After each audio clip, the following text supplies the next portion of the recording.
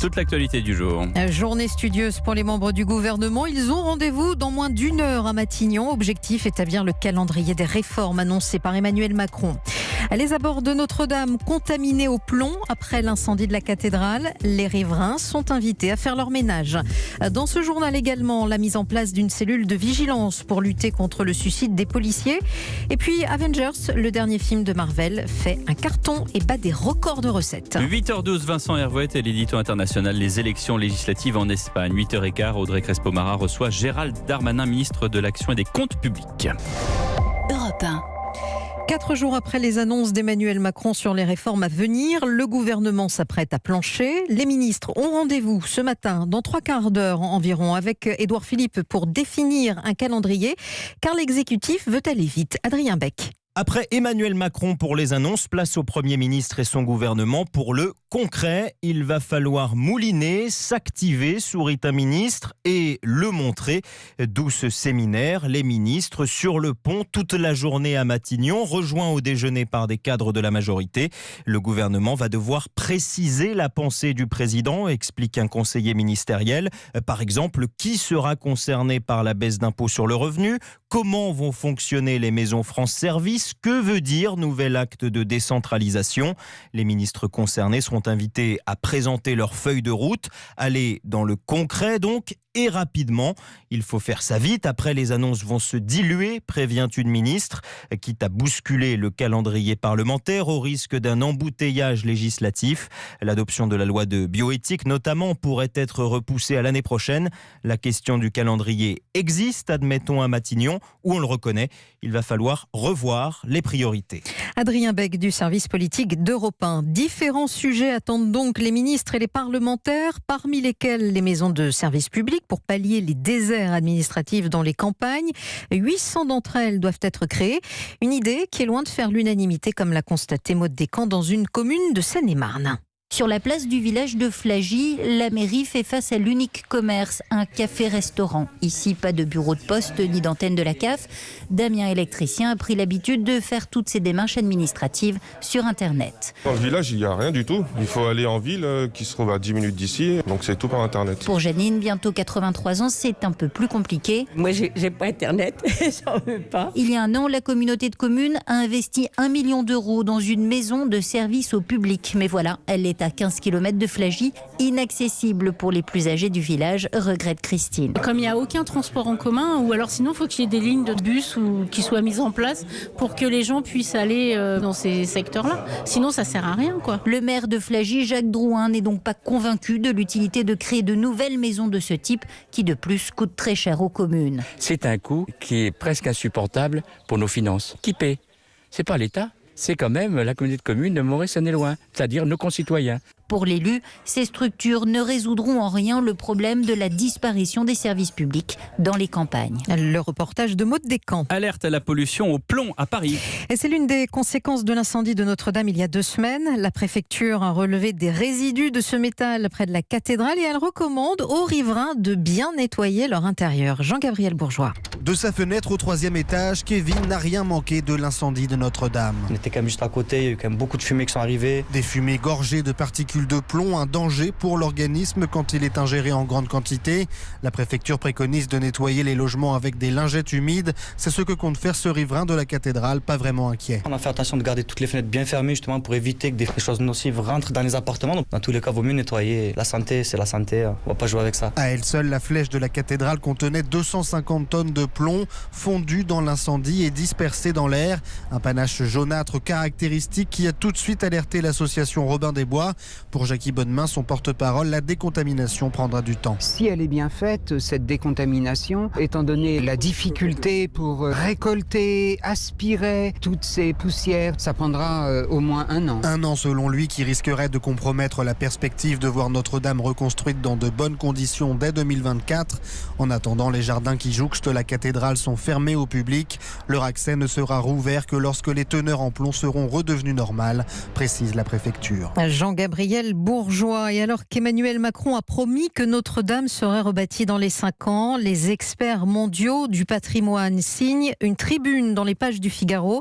Ils demandent au président de ne pas se précipiter dans la restauration de la cathédrale et de ne pas s'affranchir de certaines règles en matière de protection du monument. Direction Marseille, Sophie, où depuis 2 ans, une centaine de riverains de la prison des Baumettes vivent un cauchemar. Oui, les nouveaux bâtiments sont trop hauts. Résultat, les détenus ont une vue plongeante sur les domiciles des habitants du quartier et leur conversation résonne à tout va. Un collectif s'est créé et a lancé une pétition. La garde des Sceaux a même été alertée de la situation. Des mesures vont donc être prises au prix d'un très gros budget. Malgré tout, la situation ne sera pas complètement réglée. Nathalie Chevance. La nuit, le jour, on entend les détenus crier depuis leurs cellules. Des prisonniers qui bénéficient d'une vue plongeante sur les jardins des maisons d'en face. Eliane Gasto a dû dresser une palissade pour conserver un peu d'intimité. Il y en a qui crient « je t'aime maman », mais il y en a aussi qui crient « attends, je vais te faire la peau ». Je le vis très mal. Mon mari a fait une palissade uniquement pour qu'il puisse plus m'injurier quand j'étends mon linge. Elles sont propres, tes culottes, tu veux pas laver les nôtres. On se sent épillé, quoi, c'est tout, on n'est pas chez soi. Alors au bout de 2 ans d'enfer, à défaut d'obtenir la construction d'un nouveau mur, ce sont des fenêtres anti-bruit qui seront installées sur 90 cellules, celles des femmes les plus en hauteur. Budget 1,5 million d'euros. Eliane reste sceptique. Alors c'est un châssis métallique avec des barres de fer très épaisses, des lamelles en quinconce et entre ces lamelles, il y a un grillage aussi anti-bruit. L'argument du ministère de la Justice, c'est qu'elles nous verront toujours, elles nous interpelleront toujours, mais on ne les entendra plus. Vous êtes satisfaite ? Pas du tout. Elles vont tout casser, elles vont pas supporter. Elles ne pourront plus communiquer entre elles comme elles le font là. Et depuis 2 ans, une dizaine de riverains ont préféré déménager car d'ici quelques mois, ce sont aussi les Baumettes 3 qui sortiront de terre. Marseille, Nathalie Chevance, Europe 1. Europe 1. Vous restez avec nous, on revient dans un tout petit instant avec la mise en place d'une cellule pour éviter que les policiers ne mettent fin à leur jour. À tout de suite. Et la suite du journal avec Sophie Tussaud et je reprends une citation. Les suicides dans la police ne sont pas une fatalité. C'est effectivement ce qu'avait déclaré Christophe Castaner il y a 2 semaines alors que les drames se sont multipliés depuis le début de l'année au sein de la profession. 28 fonctionnaires se sont donné la mort depuis janvier. Pour mettre un terme à ce fléau, le ministre de l'Intérieur installe ce matin depuis le 12e arrondissement de Paris, une cellule de vigilance, Jeanne Bergaoui. Exactement, cette cellule alerte prévention suicide, c'est son nom, emménage ici dans une antenne du ministère de l'Intérieur dans le 12e arrondissement. Alors Christophe Castaner, qui vient tout juste d'arriver, doit en préciser les contours, les objectifs, mais aussi les moyens. Pour le moment, elle n'est pas encore opérationnelle. On sait simplement qu'elle sera pilotée par Noémie Angèle, une inspectrice générale de l'administration. Parmi ses effectifs, il y aura aussi un officier de police et un professeur de psychiatrie.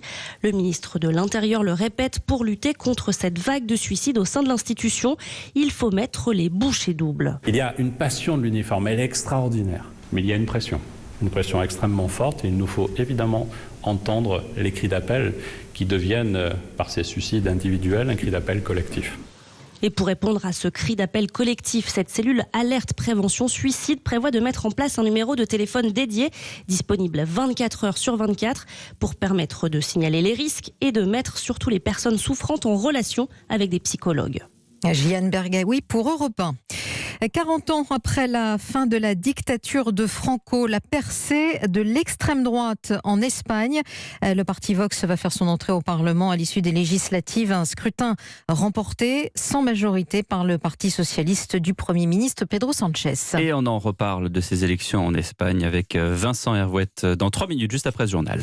Les experts de la biodiversité du monde entier se réunissent à partir d'aujourd'hui à Paris et pour toute la semaine. De plus en plus d'espèces animales et végétales sont menacées d'extinction, entre 500 000 et 1 million selon l'ONU, ce qui met également l'homme en danger. Un rebondissement dans l'enquête sur la fiabilité des Boeing 737 MAX. Si on attend toujours que l'avionneur américain donne des explications sur les dysfonctionnements de ses appareils impliqués dans 2 crashs en moins de 6 mois, on a appris en revanche ce week-end, Emmanuel Dutheil, que les 737 MAX auraient pu être cloués au sol bien plus tôt. Oui, en effet, selon le Wall Street Journal, des inspecteurs du régulateur américain de l'aérien ont envisagé dès l'an dernier d'interdire les vols de 737 MAX. Alors pourquoi ?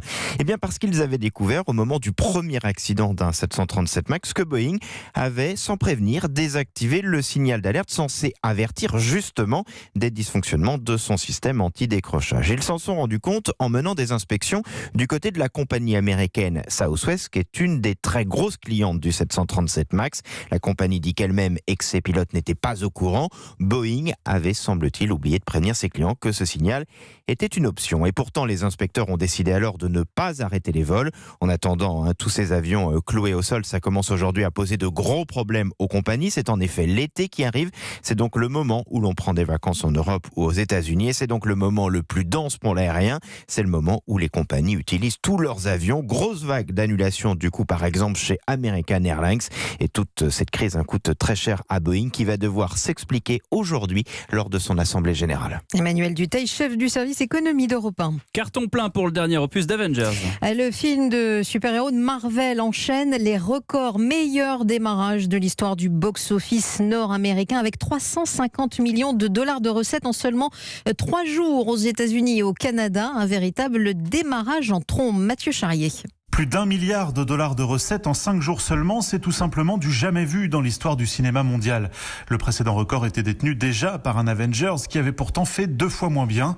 Dans le détail, Avengers Endgame a engrangé plus de 350 millions aux États-Unis, 330 en Chine. Près de 700 000 Français ont fait le déplacement dans les cinémas mercredi dernier en une seule journée, donc c'est le meilleur démarrage de l'année. Alors il faut bien avouer que ces chiffres, ce n'est pas une réelle surprise. Déjà parce que la saga des héros Avengers enchaîne les records depuis ses débuts sur grand écran il y a 11 ans. Thor, Captain America, Iron Man, Hulk, Black Panther, au fil des épisodes, 22 au total. Beaucoup de fans ont rejoint l'équipe de super-héros et justement, ce Endgame signe la fin du chapitre. Impossible donc pour eux de le rater, malgré sa durée, plus de 3 heures. La question maintenant, c'est de savoir si le film va devenir le plus rentable de l'histoire du cinéma.